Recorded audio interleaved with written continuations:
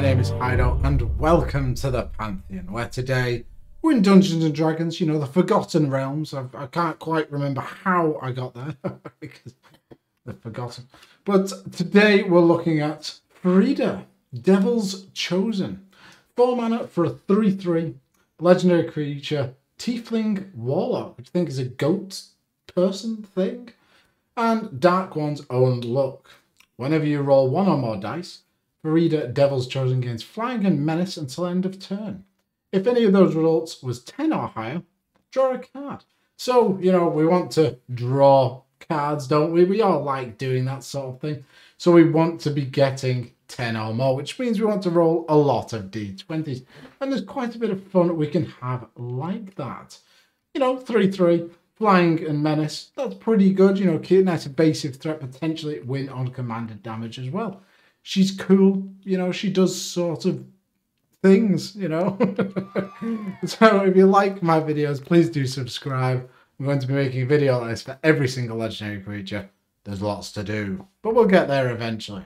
Without further ado, let's have a look at my top 5 for Farideh. And here at number 5, what do we have? Well, we've got Devils, because she is the Devil's Chosen. And Zeroth Chaos Rider is the epitome of devils. And it's, you know, devils are not really a creature type you see often in Magic, really. There's only about 40 or 50 of them, but it's a cool thing to sort of build around, and it fits on theme. So 3 mana for a 2/3 devil. Whenever an opponent draws their first card each turn, if it's not their turn, you create a 1/1 red devil creature token with, when this creature dies, deals 1 damage to any target. And whenever 1 or more devils you control attack, one or more players, you and those players each draw a card and discard a card at random. So nice bit of chaos, you know. Red, always good for chaos. And, you know, a couple of cards I'm going to talk about in a bit are pretty chaotic. So this devil sort of theme, it's quite cool. And the artwork there looks absolutely amazing. You know, drawing, forcing people to draw, we can potentially chip damage away at that. And we're going to be making some devils when we do it. Then, a card I love, Sin Prodder. 3 mana for a 3/2 with Menace, and it's a devil. At the beginning of your upkeep, reveal the top card of your library. Any opponent may have you put that card into your graveyard. If that player does, Sin Prodder deals damage to that player equal to the card's converted mana cost. Otherwise, put that card into your hand. So it's like a Dark Confidant, but it's an evasive threat. You know, 3 mana 3/2, pretty good. Can attack down some Planeswalkers, maybe. Like Zariel, Archduke of Aventus? I don't know. 4 mana for a Zariel. 4 loyalty. +1. Creature you control get +1% and gain haste at 100. And very good in red. And really good with our commander, you know. We can roll some dice, maybe give it the evasion flying. Then just slam in with it with haste. Then 0. Create a 1/1 red devil creature token with, when this control creature dies, deals 1 damage to any target. And finally, -6, you get an emblem with at the beginning of your first combat phase of the turn. Untap target creature you control. After this phase, there is an additional combat phase. So that ultimate is absolutely incredible with our commander being able to attack twice. We're going to kill some people with commander damage. So all these cards work great. And then there's the Fiendish Duo. 6 mana for a 5/5 with first strike, and it's a devil. The artwork I'm not sure about on this. They all look too sort of smooth, almost like a raptor or something like that. Not very devilish in my opinion. If a source would deal damage to an opponent, it deals double that damage to that player instead. The really cool thing is this is not just the things that we control. If our opponents attack our opponent, well, they're going to be dealing double damage. It really incentivizes them to swing in at each other. Really, really cool political card. Then we've got the Charmbreaker Devils, and these devils are a subset that care about instants and sorceries. 6 mana for a 4/4 at the beginning of your upkeep. Return an instant or sorcery card at random from your graveyard to your hand. Whenever you cast an instant or sorcery spell, it gets +4/+0 until end of turn. So a nice 8/4 or 12/4 potentially. Maybe 16/4 if you've really gone quite wild. This is quite cool. You're going to get back nice removal spells, nice draw spells. Really churn through the deck and create a ton of value. Then we've got the Wildfire Devils. Well, they're devil. 4 mana for a 4/2 devil, and when it enters the battlefield and at the beginning of your upkeep, choose a player at random. That player exiles an instant sorcery card from their graveyard, Copy that card, you may cast the copy without paying its mana cost. This can hit some fantastic things. And, you know, we're building the deck so we can put some fantastic instant sorceries into our, you know, deck, cast them, then get to cast them for free from this fine young man or series of devils. Then we've got the Bedlam Reveler. 8 mana for the 3/4 Devil Horror. A devil's not horrifying enough. Clearly not. We have to specify how horrific this one is. 8 mana for a 3/4 is pretty horrible, to be fair. It costs 1 less to cast for each instant or sorcery card in your graveyard. And it has prowess, so whenever you cast a non-creature spell, it gets +1/+1 until end of turn. And when it enters the battlefield, discard your hand and draw 3 cards. It's a nice way of filtering through your deck. If you've emptied your hand, this is a great top deck. Potentially 2 mana for a 3/4 that draws you 3 cards. Absolutely incredible. Which brings me on to my number 4 pick, and it's taking the deck in a slightly different direction. You know, because when I think of rolling dice, I think about games, you know, and playing games. So having a game plan when you go into a game is always good. 6 mana for a sorcery with assist. Another player may pay up to 5 generic of this spell's cost.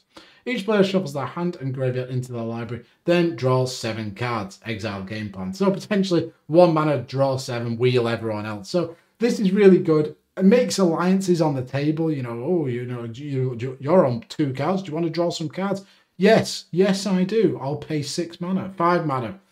I wish they could pay 6 for this. Here you go. Ha ha ha. I've helped you out. Really, really cool. The artwork, again, lovely. Then there's the game of chaos, isn't there? You know, this is what we're playing. So triple red for a sorcery. Flip a coin. Target opponent calls heads or tails while the coin is in the air. The loser of the flip loses 1 life. The winner of the flip gains 1 life and may choose to repeat the process. Double the stakes each time. So this is going to be absolute carnage and just keep going forever and ever and ever. Great fun card, you know, really, really cool. And it's not dice rolling, but it's on that similar sort of axis. Then we've got a wall of text in Goblin Game. 7 mana for a sorcery. I actually suggest you don't play this card, to be honest. It's a nightmare. But if you want to cause some chaos, this is the card for you. And look at that artwork. Wonderful. Each player hides at least 1 object. Then all players reveal them simultaneously. Each player loses life equal to the number of objects he or she revealed. The player who revealed the fewest object then loses half of their life, rounded up. If 2 or more players are tied for fewest, each player loses half his whole life, rounded up. So it's just a cool little mini game that you can play within the game. And, you know, rolling all these dice, you know, makes me think of a casino. So a bit of gambling is quite cool. And then we commence the end game once we've, you know, done all of this gameplay. 6 mana for an instant, the spell can't be countered. Draw 2 cards and amass X, where X is the number of cards in your hand. So hopefully Farideh is going to be drawing us a ton of cards, or at least 1 or 2. And then we're going to get a nice big zombie 9/9 dude thing at instant speed, and it can't be counted. So it's just got game in the name. So I've bundled it all together in one big category, which brings me on to number 3. And at number 3, well, we've got dice rolling things. And, you know, a lot of these aren't roll D20s, but this card, Mad Science Fair Project, which, yes, it is silver bordered, but who actually cares? Just play it in the deck. These sort of cards are not oppressive. We've already got dice rolling in Black Bordered Magic, so play these as well. Just play them, who cares? But this is a really cool card because it's a mana rock, so it's something we want to be doing anyway that works with our commander. 3 mana for an artifact. Tap, roll a 6-sided dice. On a 3 or lower, target player adds colours to his or her mana pool. Otherwise, that player adds 1 mana of any colour to his or her choice. Really, really cool. Yes, there's a bit of randomness. You might not get the colour you want, but we're only a 2-colour deck, not the end of the world. And it'll give our commander the triggered ability. Then, here's a couple of D20 cards. Delina, Wild Mage. 4 mana for a 3/2 when it attacks. So you can do this over and over again. So when our commander, you know, it'll trigger when we attack. So we're going to get that buff and potentially the card draw every single turn. 1/14 creates a tapped and attacking token that's a copy of that creature, except it's not legendary and it has exiles creature at the end of combat. So we could potentially make a copy of our commander, especially if we go 15 to 20 on the D20. create one of those tokens, then roll again so we can keep doing it, keep making more and more of our commander. Then each time we're going to be drawing cards and cards and cards with all of the D20s we're going to be rolling. Then there's Netherese Puzzle Ward. I think that's how you say it. 4 mana for an enchantment. Focus Beam. At the beginning of your upkeep, roll a D4. You know, this square little thing. Scry X where X is the result. Then Perfect Elimination. Whenever you roll a dice, highest natural result, draw a card. Really, really cool. Nice way of, you know, getting a nice bit of advantage. The scrying is just good by itself, but we can draw some cards as well. But this card is really cool because we're going to get that in our upkeep every single turn. So if our commander's on the field, we're going to at least give it the menace and flying, which is really, really good. Then we've got Hoarding Ogre, 4 mana for a 3/3. Whenever you attacks, roll D20. So again, keeps triggering our commander each turn. 1 to 9 creates a treasure token. 10 to 19, 2. 20, create 3. Wow, lots and lots of treasures. Really cool, you know, accelerates as well, and it also gets us that D20 trigger, so potentially we're going to draw cards. Then this is a fantastic card in my opinion, Diviner's Portent. Triple blue and X for an instant. Roll a D20 and add the number of cards in your hand. Once 40, draw X cards, which, you know, Blue Sun Zenith, it's essentially this card, you don't get the shuffle in, but everything else is the same. But then, 15 plus, scry X and draw X. That is phenomenal. Say you pump 10 mana into this, you know, maybe you already have 7 cards in hand. So we're going to be getting what we need to get, an 8. So there's a more than 50% chance we're going to get the scry. This is powerful. I mean, it does create some feel bads when you roll low and it's just like, oh, right, I didn't get everything. But you've got to appreciate that this card by itself is just good. Then we've got Contact Other Plane. 4 mana for an instant. Roll a d20. 1 to 9, draw 2 cards, so not the best. 10 to 19, scry 2 and draw 2 cards. So 4 mana for that. It's worth playing, pretty good. And then 20, scry 3 and then draw 3 cards. So you've got a 5% chance of this card being absolutely phenomenal. But we're going to get that roll of the d20. So hopefully we're going to draw an extra card anyway. So pretty good. Then there's the Deck of Many Things, which, you know, this EDH deck is. 5 mana for a legendary artifact. Pay 2 and tap. Roll a d20 and subtract the number of cards in your hand. If the result is 0 or less, discard your hand. That's a pretty big negative. But 1 to 9, return a card at random from your graveyard to your hand. So that is quite a good positive. Even if we do roll low, we're going to be getting something back. Yes, it's random, but we put good cards into the deck, don't we? 10 to 19, draw 2 cards. So, all right, cool. Pretty nice. And then 20, put a creature card from your graveyard onto the battlefield under your control. When that creature dies, its owner loses the game. So we want to be stealing one of our opponent's creatures, sacrifice it, or, you know, just throw it into combat. You know, oh, you're going to attack me? Okay, I'll block with this, and you're dead. Really, really awesome card. And it's a repeatable source of dice rolling. Which brings me on to number 2. And at number 2, we've got, well, repeatedly rolling dice in Barbarian class. 1 red, if you would roll 1 or more dice. Instead, roll that many dice, +1, and ignore the lowest roll. So, yes, we're going to be rolling a lot of d20s. We're going to get low rolls. So let's redo it. Let's roll again. Hopefully we get something better. And if we don't, you know, we take the first result. It doesn't really matter.